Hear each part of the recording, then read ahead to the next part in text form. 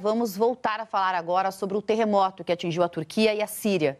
São mais de 5 mil mortos nos dois países e as autoridades turcas e sírias já alertaram que, infelizmente, esse número ainda deve aumentar bastante.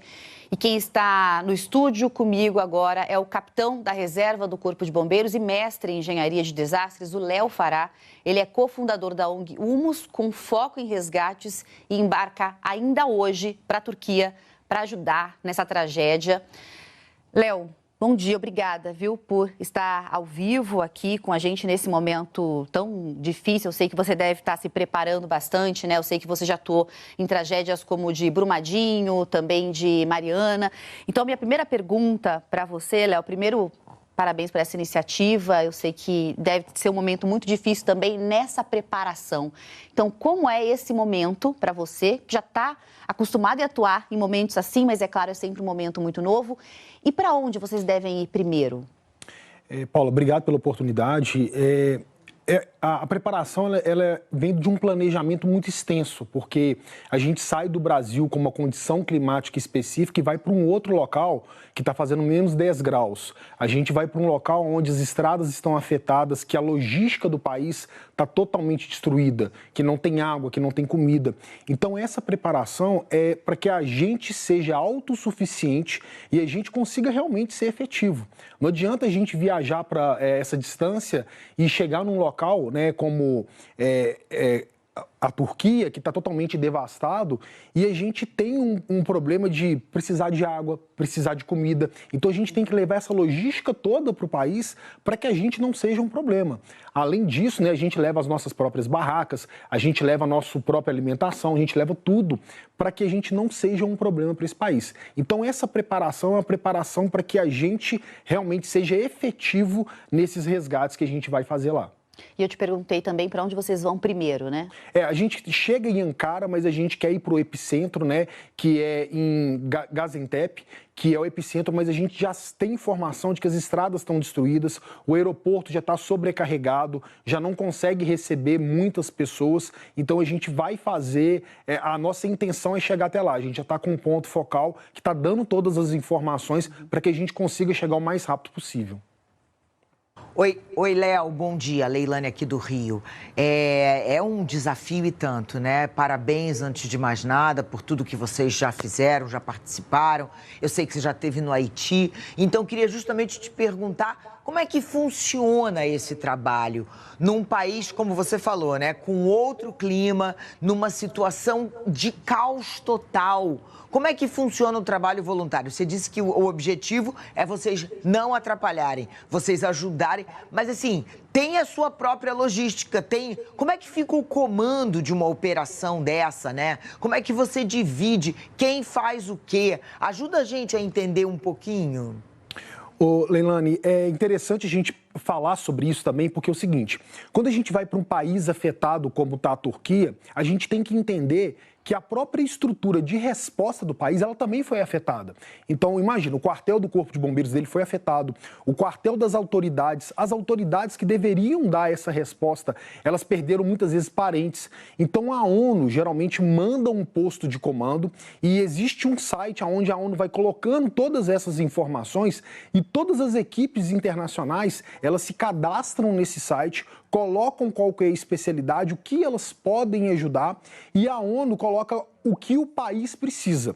Então, existe um comando central, é lógico que esse comando ele é dividido em várias regiões, eles fazem um mapa do país e dividem nas regiões mais afetadas, aonde você vai para esse local e recebe as missões de prioridade que eles têm ali. Muitas vezes, né, essas missões que num primeiro momento, elas são exatamente de resgate. Porque muitas vezes a gente tem dificuldade de ter ideia da dimensão, porque a gente vê um prédio caído, totalmente a queda, né, totalmente colapsado. Só que a gente tem que entender que são bairros, cidades totalmente destruídas. E outro ponto muito importante da gente falar é que as notícias, geralmente, elas chegam da onde tem estrutura. Então, a gente vê imagens da onde tem sinal de internet. A gente vê tudo isso da onde realmente a gente consegue receber essa logística. Agora, tem situações, tem cidades mais afastadas que a gente não consegue ter a real dimensão. A gente pode fazer um paralelo até mesmo com a dificuldade que a gente tem recentemente no Brasil de ter informações dos Yanomamis, porque são populações que são muito distantes, que estão afetadas e a gente não tinha conhecimento, porque é difícil de chegar a informação. Então, é importante a gente ter uma equipe em campo para ir até o local, trazer as informações reais do que realmente precisa. Eu faço um paralelo, por exemplo, com Haiti, até mesmo o terremoto do Nepal, onde algumas comunidades elas só foram acessadas 7 dias depois do primeiro tremor. Então é muito importante esse primeiro contato para que a gente possa trazer informações fidedignas para as pessoas realmente saberem a dimensão de um desastre como esse. Com certeza, Nossa. Com certeza. Léo, estava até olhando aqui certinho para olhar, para trazer a informação. Quero te perguntar, você estava falando do resgate, do trabalho que vocês vão fazer lá. Nesse momento, à medida que o tempo passa, infelizmente, por causa da dimensão da tragédia, fica cada vez mais difícil achar sobreviventes. Ao passo que tragédias como essa também mostram que em situações completamente improváveis, há pessoas que sobrevivem. Ontem mesmo a gente mostrou um caso de uma criança pequena e que, enfim, perdeu irmão e mãe e sobreviveu ali numa situação completamente, praticamente impossível. Como é que vai ser essa busca por sobreviventes? Como é que você espera esse contato numa situação de uma tragédia tão imensa? Só complementando a pergunta da Camila, quer dizer, porque o terremoto ele é diferente de uma situação de Brumadinho, por exemplo, que é muito pior, onde a pessoa não tem o espaço para respirar, né? No terremoto a pessoa ainda consegue sobreviver mais tempo porque tem aqueles bolsões de ar, né? Isso. Camila, a sua pergunta é muito importante porque a gente aqui no Brasil, a gente tem a ideia, a gente tem muito deslizamento de terra, né? E muitas vezes esse deslizamento de terra, igual a Leilane falou, no caso de Brumadinho, ele ocupa o que a gente chama de espaço vital isolado.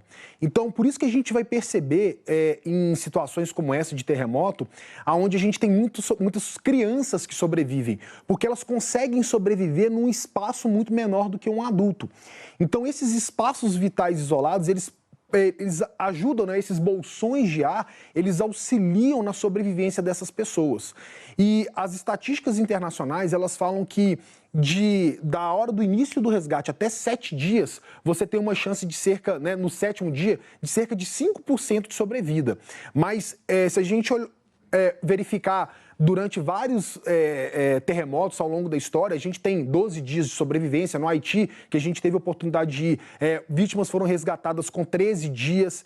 Então, é muito difícil a gente precisar. Mas quanto maior o tempo, maior é a dificuldade da gente encontrar sobreviventes. Por isso que o envio de ajuda ele é muito importante, né, nesse momento. É importante que as equipes consigam ir de uma maneira muito rápida, porque a cada dia que se passa, a gente tem menos chances. Para vocês terem ideia, 48 horas, a gente ainda tem uma chance de 70% de uma pessoa que está no escombro, ela conseguir sobreviver. Aliado a isso, né, a gente tem o frio intenso no local, que realmente pode atrapalhar as equipes de resgate. A gente tem uma dificuldade da chuva, a gente tem uma dificuldade de chegar no local, mas esses locais que já estão mapeados, né, os pontos focais da ONU, eles designam as equipes para tentar auxiliar nesse tipo de resgate.